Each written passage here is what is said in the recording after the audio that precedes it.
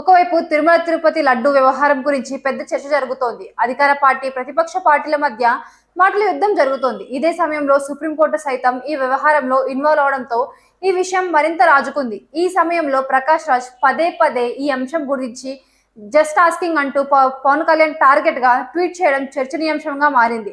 పవన్ కళ్యాణ్ పేరు ఎత్తకుండా ఇండైరెక్ట్ గా పదే పదే ఎక్స్ వేదిక ద్వారా టార్గెట్ చేయడాన్ని కొందరు తీవ్రంగా తప్పుపడుతున్నారు. కొందరు ఈ సమయంలో ప్రకాష్ రాజ్ కి మద్దతుగా నిలుస్తున్నారు. ఇటీవల చేయని తప్పుకు కార్తీతో క్షమాపణలు చెప్పించారు అంటూ పరోక్షంగా పవన్ కళ్యాణ్ ఉద్దేశించి ప్రకాష్ రాజ్ ట్వీట్ చేశారు. తాజాగా ప్రకాష్ రాజ్ ఎక్స్ లో జస్ట్ ఆస్కింగ్ అంటూ మరో ట్వీట్ వదిలారు. కొత్త భక్తుడికి పంగనామాలు ఎక్కువ కదా, ఇక చాలు ప్రజల కోసం పని చేయవలసిన పనులు చూడండి అంటూ ట్వీట్ చేశారు. ఈ ట్వీట్ పవన్ కళ్యాణ్ గురించే అని, దీక్షలు చేయడం మానేసి పరిపాలనలపై దృష్టి పెట్టాలి అంటూ ప్రకాష్ రాజ్ పరోక్షంగా పవన్ కళ్యాణ్ పై సెటర్ వేశారంటూ